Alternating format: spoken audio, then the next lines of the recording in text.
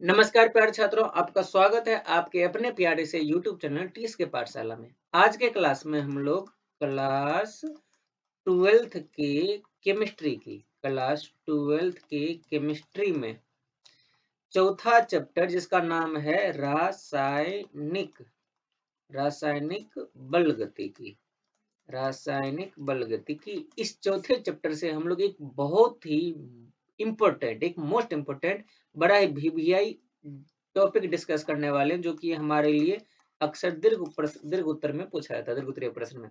जो हेडिंग आपके सामने दिख रहा होगा, प्रथम कोटि की अभिक्रिया के लिए वेग स्थिरांक का व्यंजक। ये प्रश्न हमारे लिए काफी इंपॉर्टेंट है, ये बहुत सारे एग्जाम में आते हैं। ठीक है, तो इसको हम लोग आज के क्लास में हिंदी में बहुत ही सरल भाषा में आसानी से समझने की कोशिश करेंगे।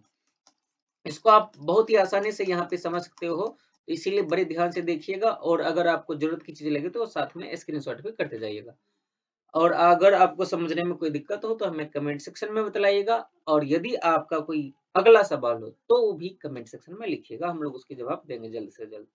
तो हम लोग मान लेते हैं कि एक अभिक्रिया हो रही है, जिस अभिक्रिया में R से P बन रहा है, यानी कि रिएक्टेंट, R से रिएक्टेंट, अभिकारक से प्रोडक्ट बन रहा है। ठीक है, तो अभिकारक से प्रोडक्ट एक अभिक्रिया है जिसमें कि बन रहा है। तो इस अभिकारक में आप मान लेना कि जब समय t बराबर 0 था तो अभिक्रिया की अभिकारक जो है उसकी सांद्रता हम लोग मान लेते हैं, ये हो जाएगी R0 मान लेते हैं, ये टोटल प्रारंभिक सांद्रता है। लेकिन जब समय t बराबर t हो जाएगा, यानी कुछ समय बीत जाएगा, उसके बाद जो अभिक्रिया अभिकारक की सांद्रता होगी वो R हो जाएगी। तो जब समय t बराबर t हो जाए तो अभिकारक की सांद्रता R हो जाएगी, तो जिसके लिए हम लोग अभिक्रिया का वेग का फॉर्मूला लिख सकते हैं। अभिक्रिया का वेग क्या हो जाएगा, वेग का फॉर्मूला हमने लिखना सीखा है, माइनस डी आर बट्टा डी टी। इस प्रकार से हमने फॉर्मूला लिखना सीखा हुआ है। ये माइनस क्यों लगा, क्योंकि ये आर है अभिकारक, और अभिकारक समय के साथ घटता है, तो इसलिए हमने माइनस लगाया। अगर हम लोग यहाँ पे डीपी बटे डी टी लिखे तो उसमें प्लस लगाना पड़ जाएगा, क्योंकि प्रोडक्ट इन उत्पाद समय के साथ बढ़ता है। लेकिन फिर आगे चल करके हमने पढ़ा था वेग समीकरण, यानी कि वेग व्यंजक या वेग समीकरण हमने पढ़ा था। उसमें हमने देखा था कि अभिक्रिया के वेग को हम लोग एक अलग तरीका से व्यक्त कर सकते हैं। कैसे, तो यानी कि हम लोग माइनस डी आर बटे डी टी जो हमारे पास है, इसको हम लोग एक और अलग तरीके से व्यक्त कर सकते हैं, और वो था कांस्टेंट के इंटू वेग समीकरण में हमने लिखा था अभिकारक की सांद्रता, यानी आर की सांद्रता के ऊपर कोई ना कोई घात लगा करके। और ये घात क्या बतलाता था, अभिक्रिया की कोटि को बतलाता था, आपको अच्छे से याद होगा। और चूंकि यहाँ पर कोटि तो प्रथम है, यानी कि प्रथम कोटि की अभिक्रिया के बारे में हम लोग बात कर रहे हैं। प्रथम कोटि के लिए n हमारा क्या हो जाएगा, n हमारा हो जाएगा 1। तो इसका मतलब हमारे पास मैंने डी आर बटे डी टी बराबर के इंटू आर के पावर 1 आ गया। तब हम लोग क्या करते हैं, इसको थोड़ी बहुत कैलकुलेशन कर लेते हैं। ये डी टी को इधर दाईं तरफ ले जाते हैं, और ये जो आर है इसको बाईं तरफ लेकर के आएंगे। तो यहाँ पे माइनस बचेगा डी आर बट्टा डी टी, और इधर की तरफ आ जाएगा के इंटू आर, केवल और केवल आर बचेगा, क्योंकि इसके पावर में जो n था उसकी जगह पर 1 आ गया। अब क्या करोगे आप, ये जो r है इसको बाईं तरफ लाते हैं, और ये जो dt इसको दाईं तरफ लेकर के जाते हैं। ये r जब इधर आएगा तो ये हो जाएगा बट्टा में, क्योंकि उधर मल्टीपल है, गुना में है। ये 1 बट्टा आर हो गया, 1 बट्टा आर। यहाँ पर पहले से कौन है, अच्छा माइनस भी पहले से, माइनस डी आर यहाँ पर पहले से उपस्थित है। ठीक है, और इधर k है पहले से, अगर ये dt इधर आएगा तो ये हो जाएगा k dt हो जाएगा। इतना चीज हम लोगों ने अभी देखा। अब ये तो हमारा यहाँ तक समीकरण पहुंच चुका है पूर्व भिन्न। अब हम लोगों को क्या करना पड़ेगा, समाकलन लेना पड़ेगा। तो दोनों तरफ हम लोग समाकलन ले लेते हैं, दोनों तरफ समाकलन लेने पर, समाकलन लेने तो आपको आता ही होगा, हमने बेसिक क्लास में देखा था। अगर आपको नहीं आता है तो आप हमें बताइएगा, हम लोग इसका उपाय करेंगे। अगर हम लोग दोनों तरफ समाकलन ले लें, ये माइनस तो कांस्टेंट मान सकते हैं, इसको बाहर कर दिया जाए। इसका समाकलन ले लेंगे, 1 बट्टा आर है, और यहाँ पर क्या है, डी आर है। ठीक है, और यहाँ पर के कांस्टेंट है तो के को बाहर कर दे। समाकलन का ये नियम है कि कांस्टेंट को बाहर रखा जाता है और डी टी अंदर बचेगा। ठीक, इसको अब थोड़ा सा खाली कर लिया जाए, ये आपको याद रखना, ये हम लोग यूज करेंगे इस चीज का। अब दोनों तरफ समाकलन का फॉर्मूला आप लगाओगे, अगर आप दोनों तरफ समाकलन का फॉर्मूला लगाओगे तो क्या आ जाएगा आंसर हमारा, ये 1/r/dr का फॉर्मूला होता है, याद रखिएगा। 1/x dx का फॉर्मूला होता है ln x होता है, ln x होता है, ये फॉर्मूला होता है 1/x dx का। और तो और ध्यान से समझिएगा, ln x होता है, अगर इस ln को आप log में लिखना चाहो तो इसको हम लोग 2.303 log x लिख सकते हैं। इस फॉर्मूला को आप बढ़िया से ध्यान रखिएगा। 1/x dx का फॉर्मूला ln x होता है, और अगर इस ln x को log में लिखना चाहे तो 2.303 log x लिख सकते हैं। तो अब ये जो 1/r/dr दिख रहा है, 1/r/dr, ये बिल्कुल इसके जैसा है, 1/x dx।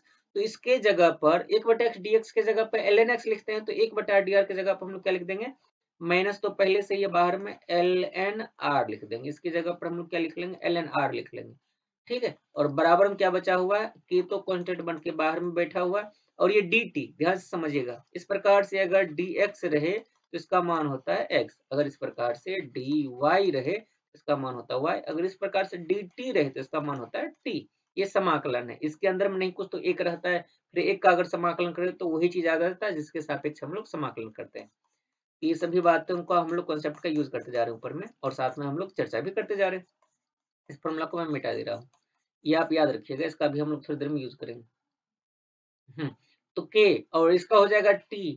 लेकिन समाकलन का एक और भी नियम है कि समाकलन में हम लोगों को एक कांस्टेंट लेना पड़ता है, इंटीग्रेशनल कांस्टेंट।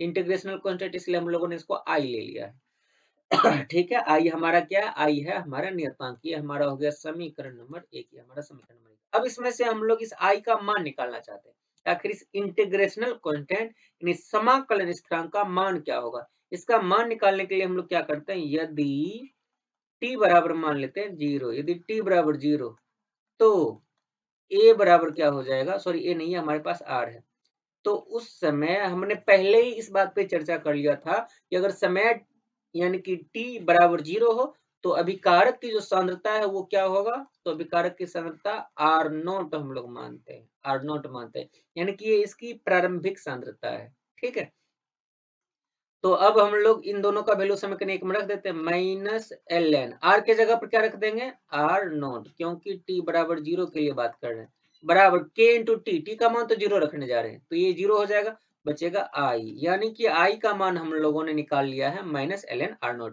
अब i का मान समीकरण 1 में रख देते हैं। अब i का मान, i का मान कहाँ पर रख दिया जाए, समीकरण 1 में रख दिया जाए।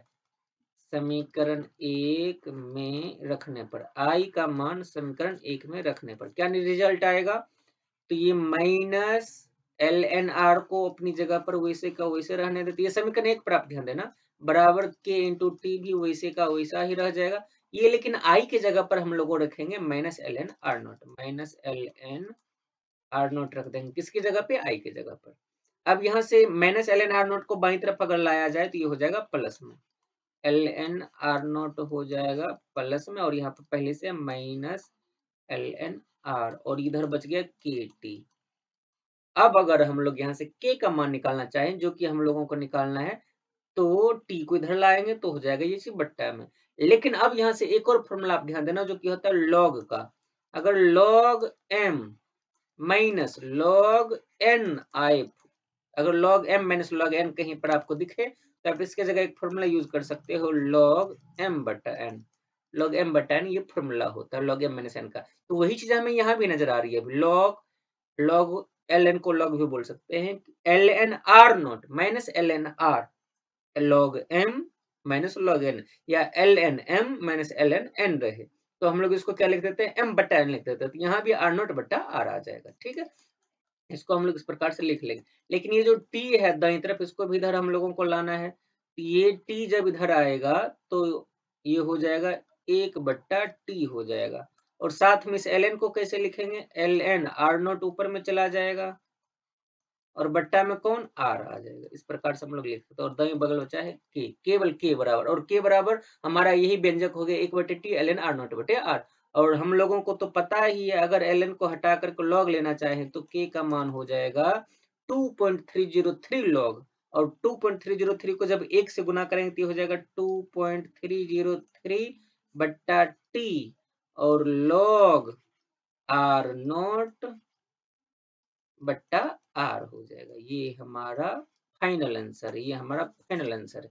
आप यहाँ तक अगर लिख देते हो बड़ी आसानी से तो आपको 5 नंबर मिल जाएँगे। ये दीर्घ उत्तरीय प्रश्न में पूछे जाते हैं। तो एक बार आप इसका फुल स्क्रीनशॉट कर लेना और अगर आपको इसमें कोई डाउट रह जाए तो हमें कमेंट सेक्शन में बताना, हम उसका जवाब ज़रूर से ज़रूर देंगे। ठीक है? तो अभी हम लोगों ने इसका प्रथम कोटि की अभिक्रिया के लिए वेग स्थिरांक का व्यंजक प्राप्त किया है। तो स्क्रीनशॉट अगर हो गया होगा तो हम लोग नेक्स्ट पेज पे चलते हैं। तो अभी हमने क्या पढ़ा? प्रथम कोटि की अभिक्रिया के लिए वेग स्थिरांक का व्यंजक। अगर आपका इसमें कोई डाउट रह जाए तो आप हमें कमेंट सेक्शन में बतलाना, या फिर अगर आपका और कोई प्रॉब्लम हो तो भी हमें कमेंट सेक्शन में बतलाना। और आज के वीडियो को शुरू से अंत तक पूरा देखने के लिए आप सबका बहुत बहुत धन्यवाद। मिलते हैं इसी प्रकार के एक और वीडियो के साथ अगले क्लास में।